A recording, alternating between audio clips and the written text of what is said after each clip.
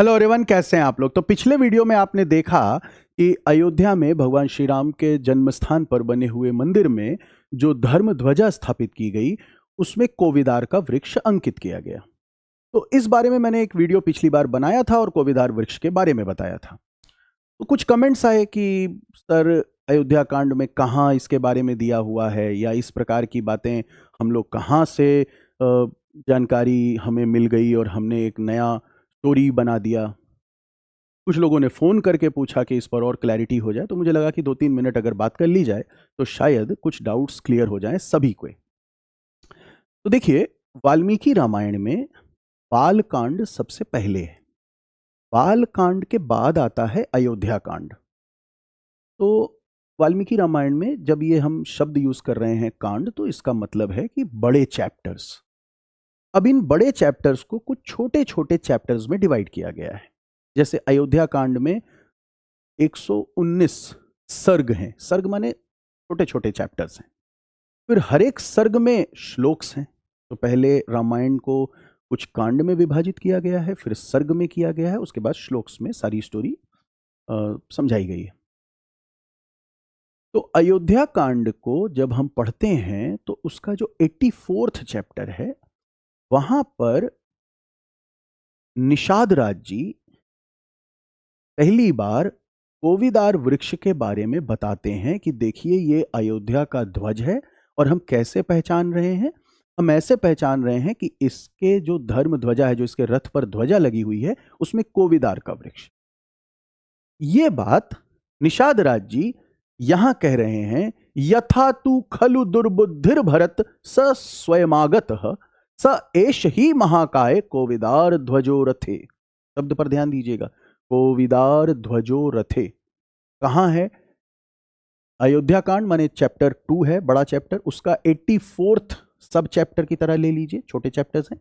और उसके 3rd श्लोक में क्या हो रहा है प्रसंग? ऐसे समझिए कि भगवान श्री राम को प्रयागराज यानी श्रृंगवेरपुर से गंगा क्रॉस करके निषाद राज जी गंगा क्रॉस कराते हैं, और उसके बाद ये भरद्वाज आश्रम आते हैं, भरद्वाज मुनि से मिलते हैं, बाद में यहां से चित्रकूट जाते हैं, यमुना नदी भी क्रॉस करते हैं।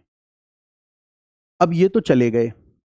अयोध्या में भरत वापस आते हैं और उन्हें पता चलता है कि हमारे प्रभु श्री राम को, या हमारे बड़े भाई को, जो कि राजा बनने वाले थे, उनको वनवास मिल जाता है और सत्ता उनको मिल जाती है। तो कैकेयी ने जो एक वर मांगा, और ये बात सबको मालूम है। अब भरत कहते हैं मुझे शासन करना ही नहीं है, मुझे भगवान को वापस लाना है। ये पूरी सेना लेके, जिसमें कैकेयी भी जाती हैं, कौशल्या भी जाती हैं, सुमित्रा भी जाती हैं, जो माएँ हैं, सब लोग, सारे अयोध्यावासी चल देते हैं भगवान श्री राम को वापस लाने। अच्छा, इस समय दशरथ जी का स्वर्गवास भी हो चुका है। तो जब आते हैं तो पूछते पूछते कि भगवान किस मार्ग में गए, वो वहीं श्रृंगवेरपुर पहुंचते हैं। वही निषाद राज गुहा उनको फिर मिलते हैं, और वही 500 नावों के साथ सेना को क्रॉस कराते हैं। बहुत से लोग पैदल, मतलब बहुत से लोग तैर के क्रॉस किए। ये सारा प्रसंग वाल्मीकि रामायण में मिलता है। इसी समय जब गंगा के तट पर बहुत विशाल अयोध्या की सेना पहुंचती है, तो निषाद राज गुहा, जो वहां का एक तरह से कर्ता धर्ता है, एक तरह से उस क्षेत्र के सत्ता पर स्थापित हैं, वो देखते हैं कि इतनी विशाल सेना है, ये किसकी सेना है?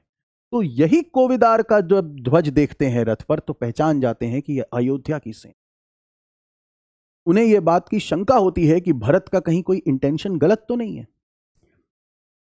जब वो एश्योर होते हैं, भरत से मिलते हैं, तब वो उनको भरद्वाज मुनि तक ले आते हैं। पहले गंगा क्रॉस कराते हैं, फिर भरद्वाज आश्रम ले आते हैं। भरद्वाज मुनि भी इस बात को लेकर चिंतित होते हैं, वो भी इंक्वायर करते हैं कि भाई तुम्हारा इंटेंशन क्या है। वहां भी जब भरत इस बात को प्रूफ कर देते हैं कि नहीं, हमारा कोई गलत इंटेंशन नहीं, हम तो भगवान को अयोध्या वापस लाने जा रहे हैं, अपने बड़े भाई को, हम सत्ता में नहीं रहेंगे, तब भरद्वाज मुनि उनको बताते हैं कि भगवान चित्रकूट में। अब जब ये चित्रकूट पहुंचते हैं, तो वहां लक्ष्मण जी जब देखते हैं कि अरे, ये किसकी इतनी विशाल सेना आ रही है, हाथी घोड़े पूरे रथ से, तब 96 सर्ग में, जो 84 के बाद 96 जो सर्ग है, उसके 18th श्लोक में फिर से यह शब्द आता है, कोविदार ध्वजो रथे। तो अब लक्ष्मण जी देख रहे हैं कि there on that chariot is a banner shining brilliantly with the emblem of a lofty majestic कोविदारा tree with a large trunk. इसके बारे में आगे भी बताते हैं, तो यहां भी देखेंगे तो फिर से आएगा there the emblem of the great कोविदारा tree with a large trunk. तो ये एक डेसिडुअस प्रकार का ट्री है, मैंने इसके बारे में पिछले वीडियो में बनाया, चाहे तो देख सकते हैं. ओ राम विल दिस कोविदारा एम्बलेम. तो कई जगह पर कोविधरा का वर्णन आता है. एक बड़ी इंपॉर्टेंट बात यहाँ पर ध्यान रखिए.